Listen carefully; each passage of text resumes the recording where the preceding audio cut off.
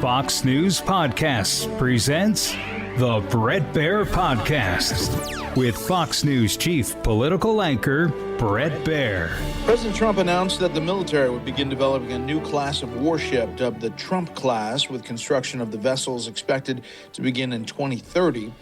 According to specifications released by Navy officials, the ships are estimated to be more than double the size of the largest ships currently in American fleet and have the capacity to carry hypersonic missile batteries.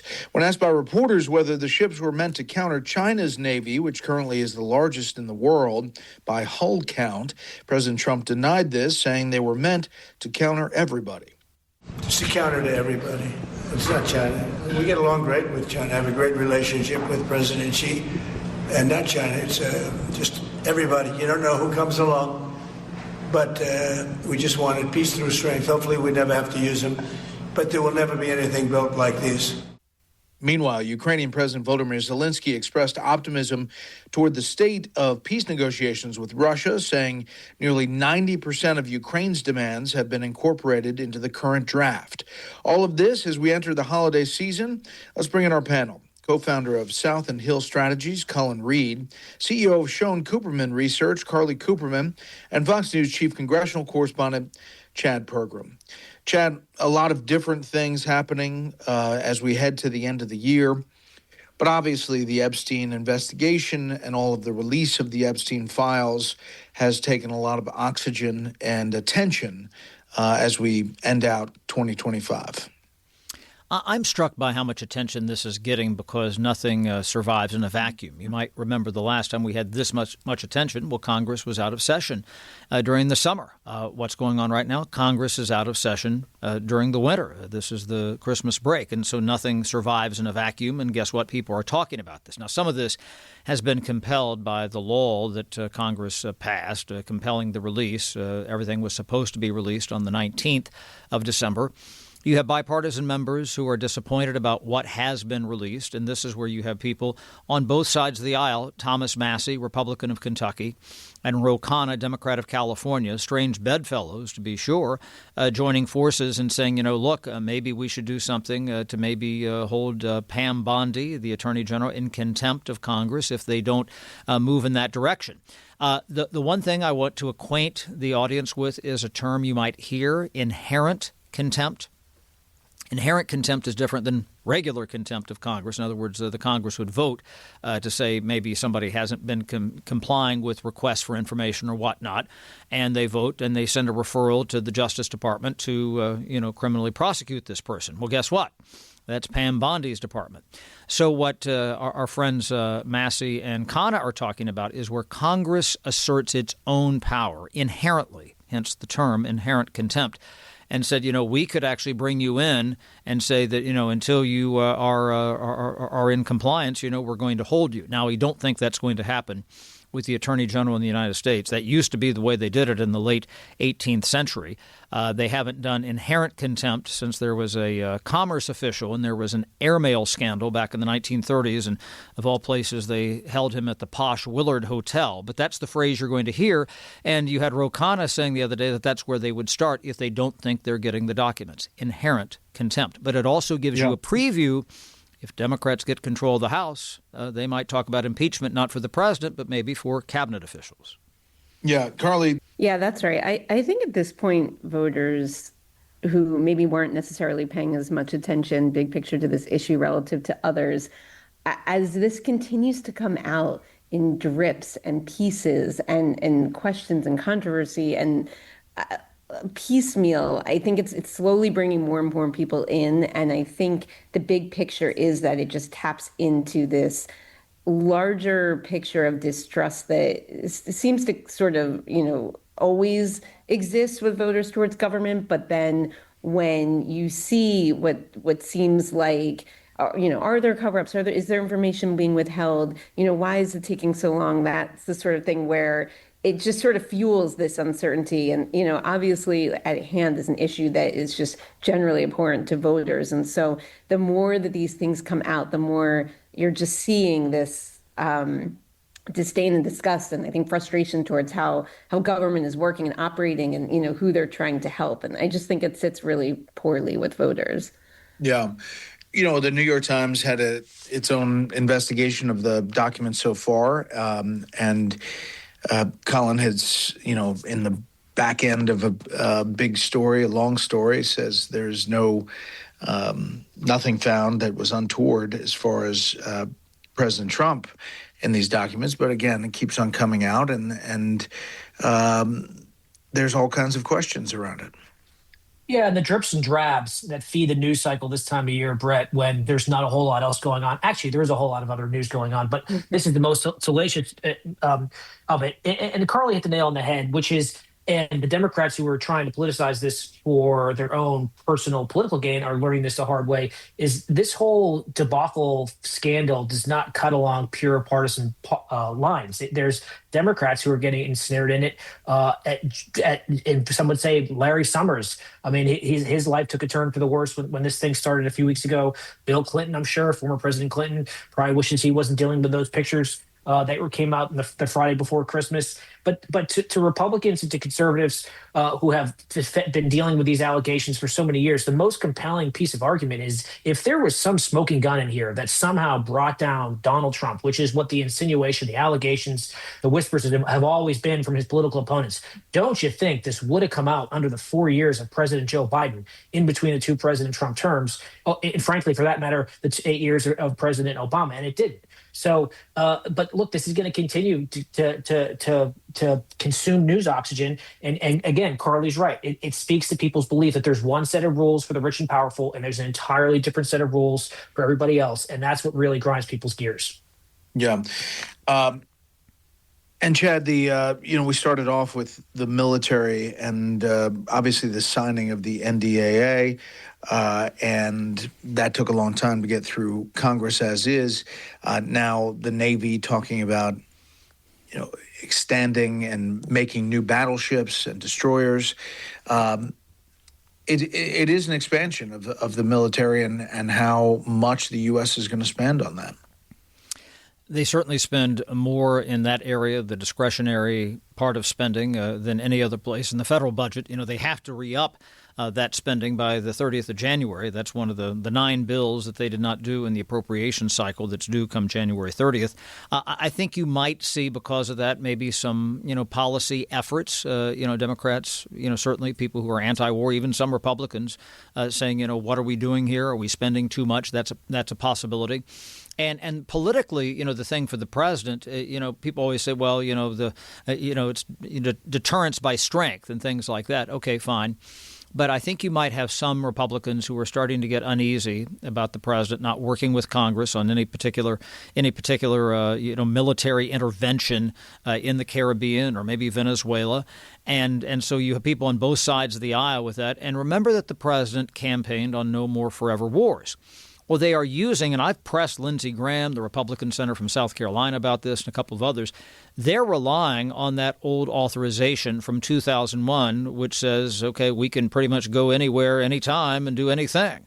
That was originally to fight the war on terror and specifically to go into Afghanistan. And that is where you've had people on both sides of the aisle say that is a quarter century old. It is a calcified piece of legislation, a calcified authorization. If we're going to be involved, maybe the Congress needs to, kind of show its muscle. Congress has not really been showing much muscle in any quarter lately. That's a problem. You have some Republicans who are willing to challenge the president on this. And, this is where I ask some lawmakers, what happens if there's an incident? And unfortunately, sometimes when we start to commit military assets, this is what happens. And there's a bad, episode where, somebody gets killed or a group of people get killed or there's bad video. And people say, what are we doing down there? The public starts to ask that question. That is a risk for this president when he said he was not going to campaign on forever wars. And we're into something now that nobody quite can define. I mean, ask LBJ about this. This is what led to the, Gulf of Tonkin resolution. And look how that turned out in Vietnam. Panel, we'll hold it right there. Carly, there are some people looking at Venezuela saying, I don't fully understand it. I think there are multiple levels to it. Obviously, it's the drug issue and taking out those those boats and the interdiction of that and destroying that threat to the U.S. However, it also is sort of three-dimensional chess, with China playing a role in Latin America and perhaps trying to change the dynamic there, and with energy when it comes to Maduro. All right, that's right. It's a really complicated issue, and I don't think the Trump administration has explained it clearly to voters. And we're seeing that showing up in the polls that are coming out around this issue. The latest Quinnipiac poll at 53% of voters oppose military attacks to kill the drug smugglers in international waters. 63% say they oppose U.S. military action inside Venezuela, obviously taking it one step farther. But I think, it's not that people in and of itself are against, standing up to drugs being smuggling in the United States, but the way that it's going, the Trump administration is going about it, where, Trump has often communicated his peace through strength mentality, and he's clearly trying to, double down on all of that here. But this idea of brute force when, voters don't really have much of an appetite for conflict, for Americans getting involved in overseas issues, and that combined with the fact that they really don't understand what's happening here is making this an increasingly unpopular issue that voters see towards the president. You see that coming out in his approval ratings and his actions, that his ratings specifically towards foreign affairs and his handling of military action as well. Yeah, Colin? Yeah, I mean, two things, Brett. First, on the battleship announcement yesterday. One, that's long overdue, and no one likes to go into the holiday season with bad news, but here's the deal. The Communist Chinese Party has the largest navy in the world, and that shouldn't be. And we have yet to apply the appropriate resources to our navy since the 1980s. 6 in 10 of ships made this year, naval ships made this year, were made in Chinese ports. And that's a terrifying thought for anyone who's concerned about China's geopolitical ambitions. And it reminds me, frankly, of Teddy Roosevelt. In the book you wrote, Brett, great stocking stuffer for those still in need of gifts. Teddy Roosevelt sent 16 ships around the world to show American might. So there's no reason we should cede naval dominance on the high seas to anyone, least of all the Chinese Communist Party. And then on Venezuela, correct, very complicated issue. But as Secretary Rubio put it last week, the status quo is unsustainable. 90% of the country is below the poverty rate. Nicolas Maduro is an evil man. He's a dictator who oppresses his people, who rigs elections. And the idea that we can just sit back there and let it go, like that was something that we established long ago in the Monroe Doctrine. No one is suggesting that this means the United States needs to go in there and lead regime change, but that seems to be where critics of anything doing anything seem to go immediately. And of course, energy plays a major role in that. Venezuela has 20% of all the world's crude oil reserves. President Trump is getting tough on an $8 billion, that's billion with a B, dollar illegal oil market, where all this oil is flowing from Venezuela to China, to Moscow, and it's just fueling our geopolitical foes. So look, it's a complicated issue. It's got narco-terrorism, it's got global dominance, but the idea that we can just sit back and do absolutely nothing in a place that's not that far from our shores is out of touch with reality as well. And I didn't even pay Colin for that Teddy Roosevelt pitch there, but the Great White Fleet is exactly right, and Teddy Roosevelt would have some synergy there with building up the U.S. fleet. Chad, we're getting ready, obviously, to turn into 2026, which will be a midterm election year, and everything gets supercharged during that, including, the next fiscal cliff and funding the government, et cetera. They have to fund most of the government by the 30th of January. We don't quite know how that's going to go. They didn't do any spending bills after they reopened the government in the middle of November, and so that does not bode well for the 3 weeks that they have before then. And again, there's going to be, as I said, the defense spending bill. That's challenging. You have something called Labor H, Labor, Health, and Human Services. That spending bill is probably the most nettlesome of all, because there's always abortion issues, probably vaccine-related issues in this. The Department of Homeland Security spending bill, its own bill as well, ICE issues and border issues. It's going to be hard. And remember that House Speaker Mike Johnson, he promised to do regular order doing these bills one by one. They're not going to do that. And Democrats were kind of circumspect as to whether or not they were going to run the same play in January that they ran this fall on health care. Peter Welch, the Democratic senator from Vermont, said, well, it's a different time frame. Chuck Schumer kind of wasn't committal there as well. But you're right. The Democrats, they think that they have the upper hand on health care. There is going to be an effort by Republicans to try to at least show that they're doing something on health care. And probably based on the way I've calculated the clock here, the 8th or 9th of January, in the House, they have to wrestle with that discharge petition, which 4 Republicans signed on to the Democratic plan to go around the Speaker and force a vote to renew the Obamacare subsidies, which expire on the 31st of December for 3 years. And so, that they might pass the House, but that does not provide a fix. Everyone is going to be watching that. Maybe all these issues get glommed together. But other than keeping the government open, and Republicans trying to show that they're doing something on health care or try to legislate, they haven't had much success with that for the past 16 years that Obamacare has been around. They don't have much to do legislatively this year. And so Mike Johnson has said, we're going to have this bold agenda, et cetera. Some people say, well, what is it going to be? And don't forget Marjorie Taylor Greene. She resigns on the 5th of January. There is a special election in Texas in late January between 2 Democrats. So that margin that Mike Johnson has to deal with shrinks even further. Yeah, which gets tougher to move things through. The thing I don't fully understand is if you're just going to give some time to try to work a solution on health care, why is that time 3 years of increasing subsidies? If your concern is about the rising costs of health care and the fact that the Obamacare exchanges are not driving costs down.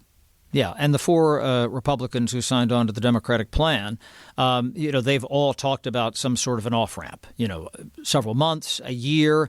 You put some guardrails up there. You modify the program somewhere. That's probably, if they do fix it, that's where they land. But the Democrats were like, Republicans have nothing that can pass. This is what we went to the bank on during the government shutdown in the fall, so why not ask for the moon? That's kind of their position, 3 years. So, if you're the Democrats, they probably don't get that if they actually work out a solution. But again, they knew that, the Republicans weren't going to pass anything on their end, so they said, okay, we'll ask for 3 years. Yeah, and Carly, I talked to Senator Thune, and he went into the weeds on this issue. The actual folks that are really affected is about 1.6 million who could get, change their plans and deal with the expenses that way from a bronze or a silver to a bronze plan, et cetera, et cetera. But the other thing that's factoring in here is concern about waste, fraud, and abuse. And this Minnesota story is exploding about the fraud that's involved here, and you wonder whether that's just the tip of the iceberg. Right. I think there's competing concerns that are taking place here right now, because the idea of extending healthcare subsidies and to voters also falls into this bigger umbrella issue of affordability. And right now, voters, Americans feel like their cost of living is high. The day-to-day costs they face are really high, and healthcare is a huge contributor to those costs. And so even if there's a disconnect with understanding, the long-term math, whether or not costs are being reduced, what is happening if there's abuse or fraud related to the program, what they see right in front of them is this idea that something's going to happen that's going to make their healthcare costs go up. And this is why right now, Democrats appear to be on the winning side of this issue, especially in this vacuum where Republicans have yet to put anything else forward as a solution. They're not coming to the table to talk about the issue. But I think, as we're seeing healthcare costs rise as a top issue corresponding to the conversation around it, I think it's hitting so hard because it's a concrete example of this overall narrative of the cost of living being just untenable right now for many Americans. Yeah. Colin, last word. Yeah, healthcare will be a challenge for Republicans. But some good news for the Republicans in looking ahead to next year was the economic numbers that came out today. 4.3% growth in the third quarter. That exceeded expectations. That was up from 2.8% in the same point last time. And that's the Republicans' big bet going into 2026. All those things in the one big beautiful bill. The lower rates, the higher incomes, inflation on the way down to 2.7%, down from 9% at the heyday of the Biden years. That's the stuff that's going to start making voters feel better about their economic standing. And that's going to be their message they take into voters into the midterms. Yeah, they've got a big bet on Q1 and Q2 when it comes to the economy. All right, panel, thanks. Now for a bit of history. In December 1799, former President George Washington spent his final days at his home in Mount Vernon. After riding outdoors in cold, wet weather, he developed a severe throat infection that quickly worsened. Despite the efforts of his doctors using treatments common at the time, like bloodletting, Washington's condition deteriorated. On the evening of December 14th, 1799, America's first president died at the age of 67, marking the loss of the nation's founding leader. That'll do it for this week. You can hear more of this series at foxnewspodcast.com or wherever you download your favorite podcast. Make sure to leave a rating and a review. We want to hear from you. For Carly, Colin, and Chad, I'm Brett Baer. We'll see you next time. Listen ad-free with a Fox News Podcast Plus subscription on Apple Podcasts, and Amazon Prime members can listen to this show ad-free on the Amazon Music app.